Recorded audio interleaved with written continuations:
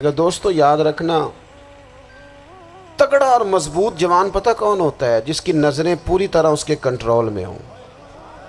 یہ علامت جوانی ہے۔ جس آدمی کا پوری طرح، دو لوگ دنیا میں کبھی کوئی کارنامہ سر انجام نہیں دے سکتے، ایک جو حرام کھاتا ہو، ایک جس کی نظر ناپاک ہو۔ محمد بن قاسم جب یہاں آئے تھے نا، تو ایک دن بڑے پریشان تھے، تو ایک بزرگ کہنے لگے آپ کیوں پریشان ہیں؟ کہنے لگے راجہ دہر سے مقابلہ ہے اور ہماری فوج تو سندھ کے رستے بھی نہیں جانتی، زبان بھی نہیں جانتی، لڑیں گے کیسے؟ دو چار دن کے بعد ان بزرگوں کی دوبارہ محمد بن قاسم سے ملاقات ہوئی تو بڑے خوش تھے۔ کہا اب آپ کیوں خوش ہیں؟ کہنے لگے وہ میرا مقابلہ نہیں کر سکتا، میں نے تحقیق کر لی ہے۔ کہا کیوں؟ کہنے لگے نظر کا گندہ ہے، اور جو نظر کے گندے ہوتے ہیں وہ میدانوں میں ٹھہرا نہیں کرتے۔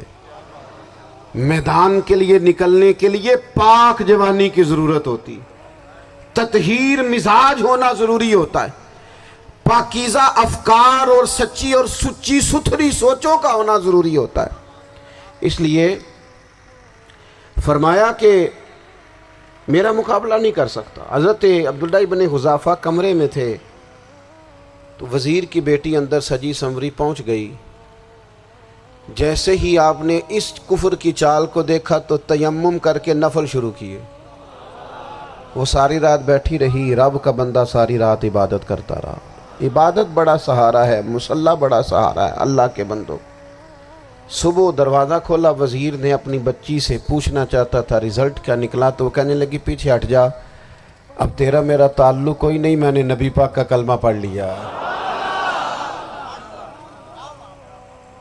اس نے کہا میں نے بھی زمانہ دیکھا ہے، پر یہ کیا لوگ ہیں، کستوری کے بنے ہوئے، سندل سے دھلے ہوئے، کہ میں ساری رات کمرے میں رہی اور 100 اور 1000 آدمی جس جوان کا مقابلہ نہ کر سکے، اتنا طاقتور جوان کمرے میں رہا اور اس نے نظر اٹھا کے نہ دیکھا۔ او کچا رنگ للاری والا جڑا چڑھدا تے لیندا رہندا ہے، اے عشق تیرے دا رنگ محمد چڑھیا پھر نہیں لیندا۔ میں کہا ایک دفعہ نظر اٹھا کے نہیں دیکھا، کمال ہو گئی۔ اتنے بڑے لوگ، اتنی بڑی سعادت مندی، فیروز بختی، معاملہ فہمی حد ہو گئی۔ اللہ اکبر۔ دوستو بادشاہ جب پوری طرح ہار گیا نا، اس نے کہا مار دو۔ تیل گرم کیا ایک کڑاہی میں، اور جب آپ کو اس میں ڈالنے لگے تو آپ کی آنکھوں میں آنسو آ گئے۔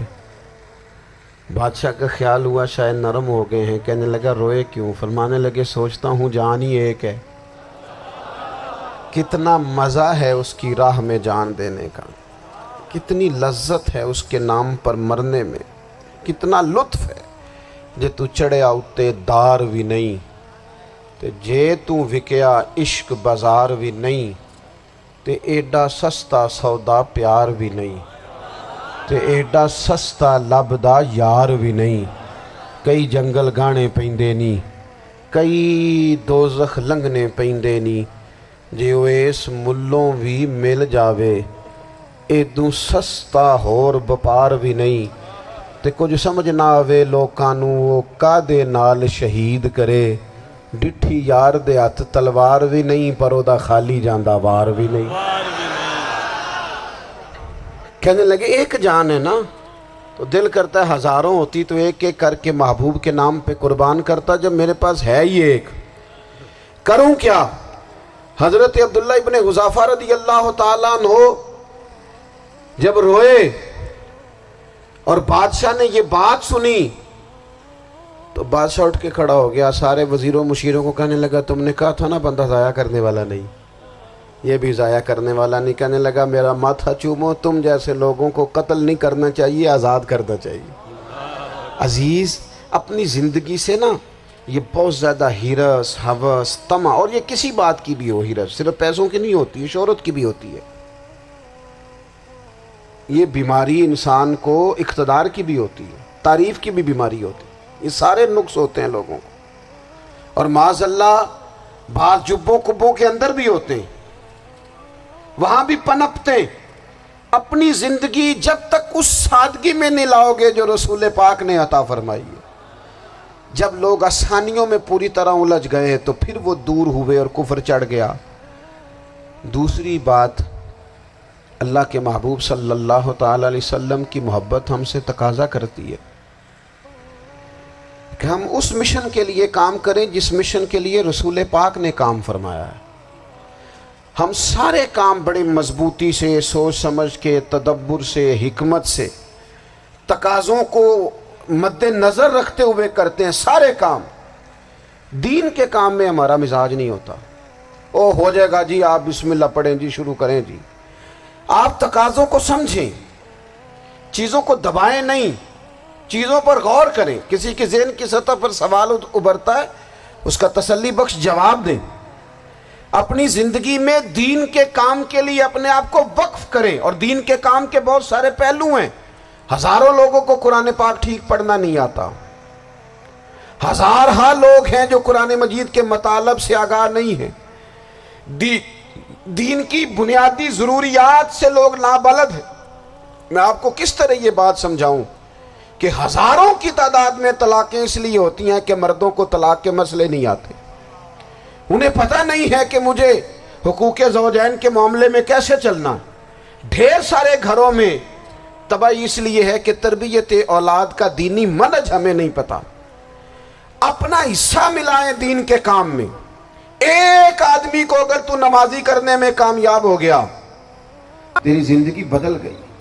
وہ دین بیزار لوگ جو ہمارے بیچ بیٹھ کے ہماری نوجوان نسل کو پگڑی اور داڑھی کا نام لے کے بنیادی طور پر دین سے دور کرتے، ایسے نوجوانوں کو دین کا پیغام محبت دے کر دین کے قریب کرنا ہماری ڈیوٹیوں کا حصہ ہے۔ ہمیں ذمہ داری کا احساس کرنا پڑے گا، ہمیں یہ خاص قدم اٹھانا پڑے گا، توجہ دینی پڑے گی۔ مساجد، مدارس، میں آپ سے عرض کروں، اتنی ڈٹ کے مخالفت ہوتی ہے نا مدرسوں کی، اتنی ڈٹ کے۔ میں ادارہ چلاتا ہوں، اس کے چلانے میں جو مشکلات ہیں وہ تو ہم بتا نہیں سکتے آپ کو، اس لیے کہ میری قوم، میرا اس قوم سے تعلق ہے جو نعت خواں امیر کرنا چاہتی ہے، مدرسے نہیں۔ ہاں، نقیب خطیب پیدا کرنا چاہتی ہے، شعر و شاعری کی زندگی کو پروان چڑھانا چاہتی ہے۔ فقط ہمارا ان لوگوں سے تعلق ہے جو لاکھوں کروڑوں روپیہ محافل پہ لگائیں گے، اور قاری صاحب بیچارے اگر مسجد کا کوئی ہونے والا کام کسی وقت بتا دیں گے تو وہ بڑی مشکل آ جائے گی ان کے لیے۔ یہ کیسے ہو سکتا ہے، آپ نے یہ ڈیوٹی بتا دی۔ مدارس، اور جتنا اہم رول دین کو پھیلانے میں مدارس اسلامیہ کا ہے، اتنی زبردست، لوگوں کا خیال ہوتا ہے میری طرح کے لوگ شاید کام کرتے ہیں، ڈیوٹی کرتے ہیں۔ یہ 10-15 لوگ آپ کو نظر آتے ہیں جو آپ کو کہیں میڈیا پر یا ادھر ادھر ڈیوٹی کرتے، مخلص لوگ اپنی جگہ پہ، وہ بھی بڑا ہی کام کر رہے ہیں، جو میڈیا پہ آ کے بھی اخلاص سے اور درد دل سے کو دین کی، ان کی بھی کسی بات کی حوصلہ شکنی نہیں۔ لیکن ہزارہا اساتذہ جو مدارس میں بیٹھ کے پڑھاتے ہیں، جنہوں نے وہ سارے لوگ تیار، آپ سمجھ نہیں سکتے کتنا بڑا کام۔ حفظ کا استاد جو ہوتا ہے نا، اس کی ڈیوٹی 24 گھنٹے ہوتی ہے، فجر سے پہلے، اور اس نے بچوں کو اٹھانا۔ تنخواہ تو ہم انہیں دینا نہیں نہ چاہتے جی، تنخواہ نہیں دے دی انہوں نے، ہمیں مولوی امیر نہ ہو جانا۔